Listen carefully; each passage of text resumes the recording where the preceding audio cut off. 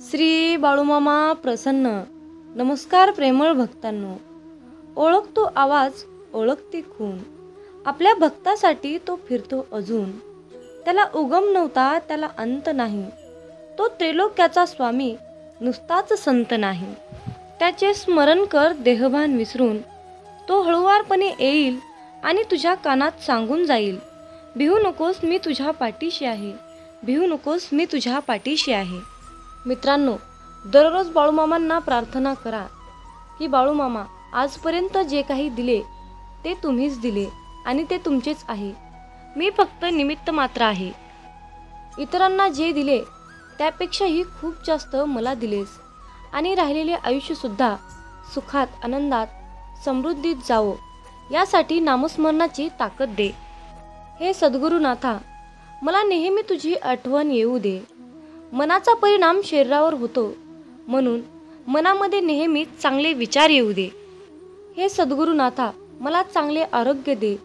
जर तू मला चांगले आरोग्य दिलेस तर मी तुझी चांगल्या प्रकारे सेवा करील आणि तुझी सेवा करत असताना हे संपूर्ण शरीर तुझेच आहे, म्हणून या शरीराचा कधीही घातपात होऊ देऊ नकोस. माझ्या आयुष्यात माझ्या कर्माचे जे भोग आहेत ते तुमच्या नामस्मरणाने त्याचा नाश होत, हीच तुमच्या चरणी प्रार्थना. मित्रांनो, दररोज अशा प्रकारे सकाळ आणि संध्याकाळ बाळूमामांना प्रार्थना करा. तुम्हाला या प्रार्थनेचा अनुभव येईल, मोठा चमत्कार दिसेल आणि मोठ्या प्रमाणाचा साक्षात्कार होईल. जय बाळूमामा. मामा म्हणतात, माझ्या बाळा, तू काय एवढी काळजी करतोस? मी सोबत असताना फक्त तू मनापासून माझी आठवण काढ आणि माझा धावा कर, माझं नामस्मरण कर. मी तुझ्याच जवळ आहे. जेवढं माझं तू नामस्मरण करशील तेवढं मी तुला त्याचं फळ देईल. पण बाळा, एक गोष्ट लक्षात ठेव, जेवढी तू माझी सेवा करशील त्याचं फळ तुला मिळणारच. तू केलेली कुठलीही माझी सेवा फुकट वाया जाणार नाही, हा माझा शब्द आहे. म्हणून मित्रांनो, लक्षात ठेवा, मामांची कोणतीही सेवा व्यर्थ जात नाही, तर केलेल्या सेवेचं फळ आपल्याला दुप्पट पटीने मामा देत असतात. चिंता ही कोणाला भेडसावत नाही. आम्ही चिंतेच्या अधीन आहोत. आम्ही चिंतेच्या अधीन नसून चिंता आम्हाला शिवणारच नाही. पण यासाठी काय करावे लागेल? तर यासाठी चिंतामणीचा उपयोग करावा लागेल. चिंता बाजूला काढली तर बाकी उरतो मनी. तर तो मनी कुणाच्या हातात आहे? तर आदमापूरमधील ब्रह्मांड नायक सद्गुरू बाळूमामांच्या हातात तो मनी आहे. मित्रांनो, बाळूमामा म्हणजे नुसतेच संत नाहीत, तर ब्रह्मांडाचे मालक आहेत, चालक आहेत. मामांच्या आज्ञेशिवाय झाडाचं पान सुद्धा हलत नाही. बाळूमामा हे पंचमहाभूतावर राज्य करतात. ते म्हणजे आकाश, वायू, पाणी, अग्नी, पृथ्वी या पंचमहाभूतावर मामा राज्य करतात. मामांच्या आज्ञेशिवाय झाडाचं पान सुद्धा हलत नाही. म्हणून मित्रांनो, आपण काहीतरी चांगले कर्म केले आहे, त्यामुळे आपल्याला ब्रह्मांडाची सेवा करण्याचे भाग्य मिळाले आहे.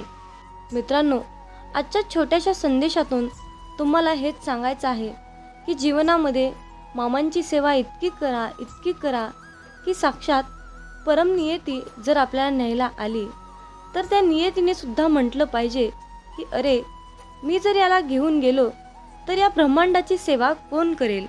इतकी मामांची सेवा करा की नियतीने सुद्धा आपल्या सेवेसमोर हात टेकवले पाहिजेत. इतकी आपल्या सेवेची ताकद असली पाहिजे. मित्रांनो, मामा सांगतात, सेवा करायची असेल तर घड्याळात पाहू नका. प्रसाद खायचा असेल तर चव घेऊ नका. सत्संग ऐकायचा असेल तर जागा पाहू नका. विनंती करायची असेल तर स्वार्थ पाहू नका. समर्पण करायचे असेल तर खर्च किती झाला हे पाहू नका. दान करायचे असेल तर गरज पाहू नका. मामा सांगतात, माणूस हा स्वतःच्या कर्तृत्वानुसार चमकतो. म्हणूनच मामा सांगतात, माझ्या बाळा, जेव्हा तू जाशील काळोखात तेव्हा सावली ही सोडेल तुझी साथ. तेव्हा मामाच पकडतील तुझा हात. भिवू नकोस, मी तुझ्या पाठीशी आहे. भिवू नकोस, मी तुझ्या पाठीशी आहे. म्हणून मित्रांनो, जेव्हा तुम्ही प्रकाशाच्या दिशेने चालत राहाल तेव्हा सावलीही तुमची साथ धरून तुमच्या पाठीमागे चालत येईल. पण जेव्हा तुम्हीच अंधारामध्ये चालत राहाल तेव्हा सावलीही तुमची साथ सोडून निघून जाईल. आणि अशा संकटाच्या वेळी मामाच तुमचा हात पकडतील. म्हणून मामा सांगतात, माझ्या बाळा, यश ही तुझी सावली आहे, म्हणून तिला पकडण्याचा प्रयत्न करू नकोस. तुझ्या मार्गाने तू चालत राहा, ते आपोआप तुझ्या मागे येईल. मामा म्हणतात, माझ्या मुला, तुला यशस्वी जीवन जगायचे असेल तर जीवनात कुणाचेही मन दुखवू नकोस. याच्यापेक्षा पुण्याचे कर्म कोणतेच नाही. आणि ज्याला हे कळले त्याला वेगळे पुण्य कमवण्याची गरज नाही. मामा आपल्याला सांगतात, बाळा मी आहे रे, बाळा मी चराचरात व्यापून आहे, बाळा मी ब्रह्मांड नायक आहे. मग तू घाबरतो कशाला? आता तुझ्या सर्व चिंता मला दे बरं, आणि तू चिंतामुक्त होऊन फक्त माझ्या नामस्मरणात तल्लीन होऊन राहा. देव तुमच्यावर सुख, समृद्धी, आनंद, शांती, संपत्ती याचा भरपूर विपुलतेच्या प्रमाणात वर्षाव करणार आहे. जर तुमचा बाळूमामांच्या या शक्तीवर विश्वास असेल तर कमेंटमध्ये बाळूमामा माझा पाठीराखा असे टाईप करून हा संदेश 5 जणांना शेअर करा. तुमच्या हातून पुण्याचे काम घडून येईल आणि तुम्ही नकळतपणे पुण्याचे भागीदार ठराल. मित्रांनो, मामा सांगतात, तुम्ही कितीही सेवा करा, परंतु तुम्हाला भोग हे भोगूनच संपवावे लागतात. मग तुम्ही म्हणाल की भोग हे तर भोगूनच संपवावे लागतात, तर मग सेवेचं महत्त्व काय, नामाचं महत्त्व काय? तर हा सर्वांच्या मनातील सर्वात मोठा आणि खरोखरचाच प्रश्न आहे. मित्रांनो, जर तुम्ही मामांची सेवा केली तर तुमचे जे काही भोग आहेत त्या भोगाची, त्या प्रारब्धाची तीव्रता कमी करण्याचं काम आपले ब्रह्मांड नायक बाळूमामा करतात. आणि त्या संकटातून मार्ग दाखवण्याचं काम आपल्याला बाळूमामा करतात. त्यामुळे आलेल्या संकटाची तीव्रता आपल्याला कसल्याही प्रकारची जाणवत नाही. म्हणजेच आपल्यावर संकट आलं नाही अशा प्रकारची अनुभूती आपल्याला मामा देतात. यावेळी तू तीव्र संकटाला तोंड देत आहेस, संकटाशी सामना करत आहेस. पराजय होईल की विजय होईल याची चिंता करत आहेस. परंतु बाळा, हे सर्व काही मला माहीत आहे. तुझं जे संकट चालू आहे, तू ज्या संकटाशी सामना करत आहेस, त्या संकटाचा, त्या त्रासाचा मी लवकरच अंत करणार आहे. बाळूमामांचा हा आशीर्वाद प्राप्त करून घेण्यासाठी आत्ताच हा संदेश 5 जणांना शेअर करा. तुमच्या एका शेअरने कुणाच्या तरी मनाला नवीन दिशा मिळेल, कुणाचे तरी आयुष्य पुन्हा एकदा जगण्यास मदत होईल, कुणाचे तरी आयुष्य जागृत होईल. त्यासाठी तुम्ही हा संदेश शेअर करून पुण्याचे भागीदार व्हा. जीवनात तुम्ही स्वतःला जितकं सुखी समजाल तितकंच सुखी राहाल. आपल्याविषयी वाईट बोलणारे बरेच लोक असतात, पण त्यांच्याकडे लक्ष द्याल तर विखुरले जाल. मन शांत ठेवून पुढे जाल तर जीवनात नक्कीच यशस्वी व्हाल. कर्म असं एक रेस्टॉरंट आहे की तिथं ऑर्डर देण्याची गरज नाही. तिथं आपल्याला तेच मिळतं जे आपण शिजवलेलं असतं. जीवनात एखाद्याला सोडून जाताना मागे फिरून पाहावंसं वाटलं तर पुढे जाऊच नये. प्रत्येक वस्तूची किंमत वेळ आल्यावरच होत असते, कारण वातावरणात फुकट मिळणारा ऑक्सिजन हा दवाखान्यात खूप महाग विकला जातो. दुसऱ्यापेक्षा आपल्याला यश उशिरा मिळत असेल तर निराश होऊ नका. हा विचार करा की घरापेक्षा राजवाडा तयार व्हायला जास्त वेळ लागतो.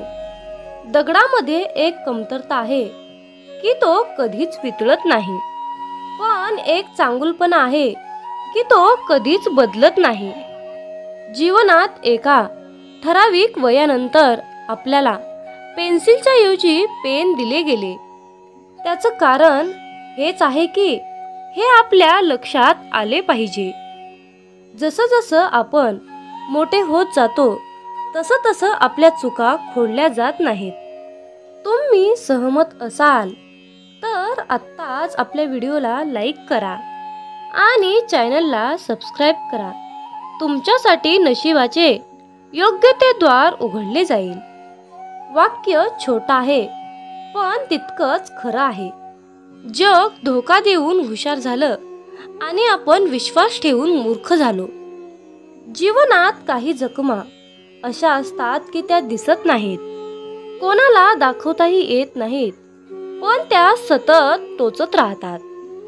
जीवनात समोरच्याला माफ करता येतं, त्याचे अपराध विसरता येतात, पण त्यांच्यात पुन्हा एकदा मन गुंतवून राहता येत नाही. स्वतःचं मन शांत करता आलं की सगळे गोंधळ आपोआप शांत होतात. मामा म्हणतात, माझ्या बाळा, एक गोष्ट नेहमी लक्षात ठेव, अपेक्षा हीच दुःखाचं सर्वात मोठं कारण आहे. जीवनात मानवी स्वभाव ओळखणं खूप अवघड आहे, कारण माणूस हा वेळेनुसार बदलतो. जेव्हा एक व्यक्ती दुसऱ्या व्यक्तीवर प्रेम करते तेव्हा ती म्हणते की मी तुझ्यासाठी जीव द्यायला सुद्धा तयार आहे. पण जशी वेळ बदलते तेव्हा तीच व्यक्ती म्हणते की मी तुझा जीव घेईन. त्यामुळे लक्षात ठेवा की सर्व काही बदलणार आहे आणि बदल ही एक शाश्वत गोष्ट आहे.